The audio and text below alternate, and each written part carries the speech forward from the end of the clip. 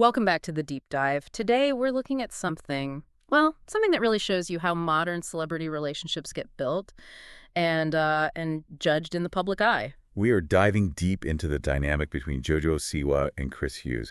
Their relationship, it just sparked this immediate global controversy. Yeah. And it forced some really difficult conversations about identity, sexuality, and, what authenticity even means when your entire life is under a microscope. We've gone through all the sources on this transatlantic romance, and our mission today is to unpack, well, not just the romance itself, but the three huge challenges they had to navigate. Right. First, you have this intense biphobic backlash that Siwa faced.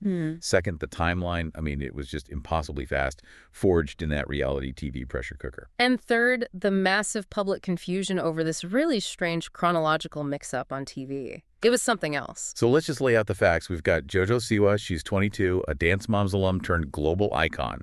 And then Chris Hughes, 32, a Love Island vet, a UK TV personality. And they meet on Celebrity Big Brother UK, April 2025. That's the starting point. That's the arena, and it's where this whole story just hits the accelerator. Okay, let's unpack that origin story because it is pure reality TV. They're thrown into the CBB house and they form this really deep connection in just, 19 days? 19 days. And that connection, it didn't just spark a romance.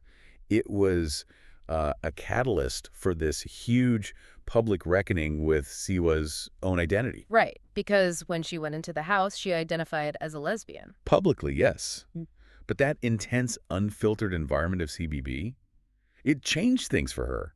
The sources show she had this internal shift, realizing that label just didn't quite fit anymore. Yeah, she said it on the show. It was a really open moment. It was. She said, and I'm quoting here, "I've always told myself I'm a lesbian, and I think being here I've realized, oh, I'm not a lesbian, I'm queer." And she was so deliberate about it.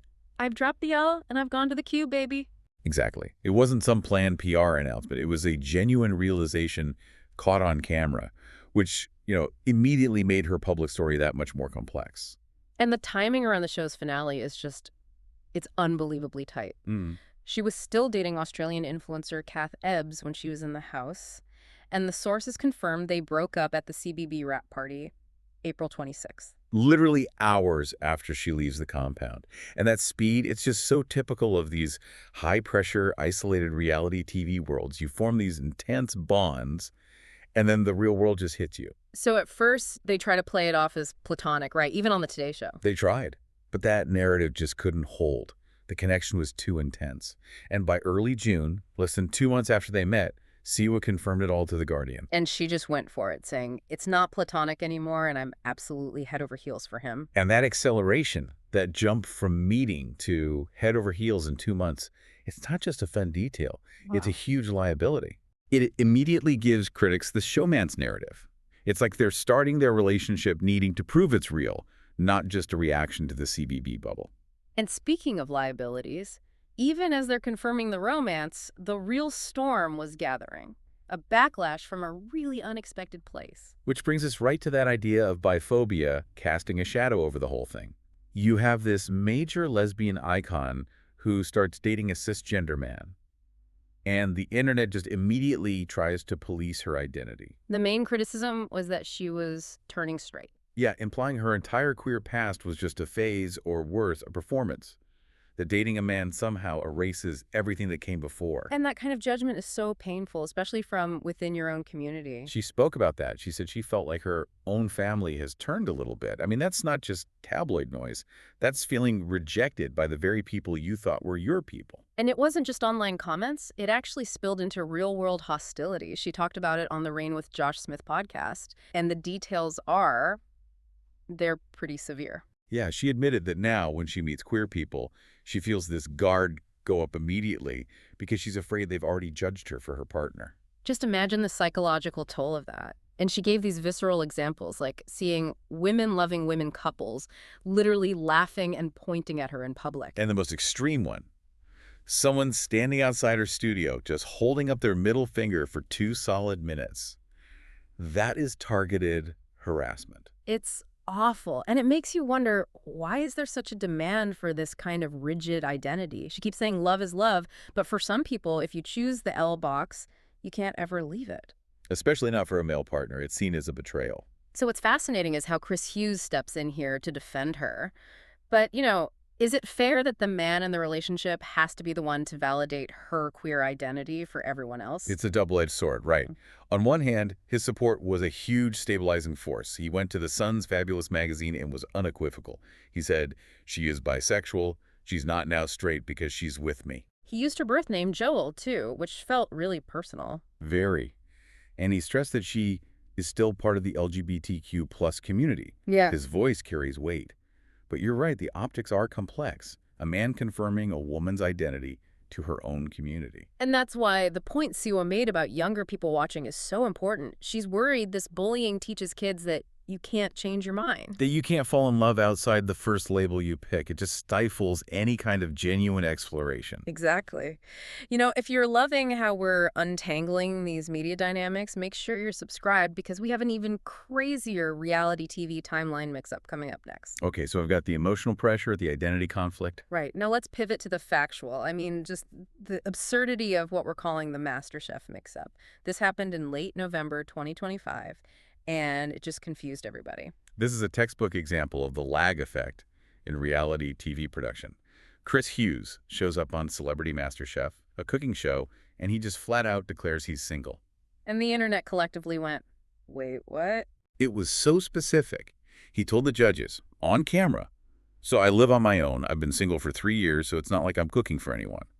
He even said the situation was quite sad. The fallout was instant. People were speechless. Social media was just flooded with, why is Chris saying he's been single for 3 years? And the dramatic irony was it was off the charts. Because this episode aired at the exact moment they were publicly celebrating their 6-month anniversary. So they're posting these loving photos and tributes online. While he's on national television declaring he's lonely and cooking for one. So was it all a lie? Was it just a show for social media? No, and this is where the production timing comes in. Celebrity MasterChef was filmed way earlier in 2025, long before he even met Siwa in April. Yeah. So when he said those words, they were actually true for him at that moment in time. But the production team, they knew it was outdated and they chose not to edit it out.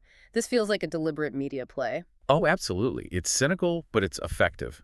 Yeah. By letting that chronological error air, they guaranteed this huge, sensational news story for his appearance on the show. So the controversy forced Siwa and Hughes to publicly confirm they were still together. Which gave massive free promotion to MasterChef.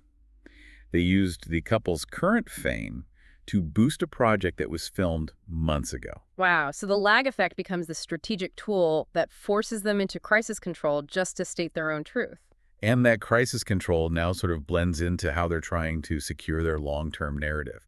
After the speed dating romance, the biphobic attacks, the TV confusion, they have to fight that showmance label. This is where we see them taking these really active steps to prove their commitment is real. They started hitting traditional relationship milestones at an incredible pace. It was rapid-fire family integration. Siwa met his family in the Cotswolds. He met her parents almost right away. And the sources specifically mention he was added to her family's group chat, which, I mean, in 2025, that's a bigger commitment than a tattoo. It's daily integration. And then the commitment talk got really serious and very public. Hughes was extremely open about wanting to marry her. Yeah, he said he runs through scenarios of our wedding day. He wants a proper English wedding. And this is where Seema's perspective becomes so significant. She says that in past relationships, she never craved a wedding. She was more of a go sign a piece of paper or go to Vegas kind of person. But now, with Hughes, she wants the whole thing. The ring, her dad walking her down the aisle, the first dance. She specifically says she wants butterflies. It's a powerful narrative shift. Moving toward that traditional long-term stability is the perfect defense against the idea that their relationship is fleeting or fake. And what about the age gap, a 10-year difference? Hughes addressed it. He basically said, she's one of the most mature people I've ever met, and I'm very immature, but it just works. He called what they have safe love. Safe love, that feels like a very deliberate phrase, a contrast to all the volatility and drama of their first 6 months. Exactly. They're trying to frame this as a mature, grounded connection. And by late 2025, they're still reinforcing that, making plans for her to spend Christmas in England with his family. The story is now about longevity, not drama. So let's bring it all together. This relationship, it really is a perfect lab for looking at modern celebrity love. It highlights the insane speed of reality TV romance. The challenges of sexual fluidity and biphobia under that spotlight, and these really unique problems created by delayed media broadcasts. Their whole journey has been this active process of what you could call managed narrative reinforcement. They're using these rapid public milestones to fight all the scrutiny. They're proving their reality one milestone at a time against all these external forces that want to define them.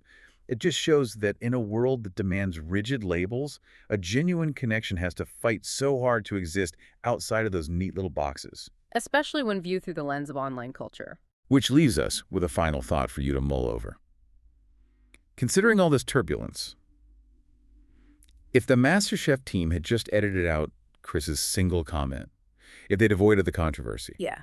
would the lack of drama, the absence of that forced public reaffirmation, have made their relationship seem less compelling, or paradoxically less authentic to a news cycle that thrives on conflict? Was that frustrating confusion actually necessary for them to solidify their public story? Something to think about. Thanks for diving deep with us today. We'll catch you next time.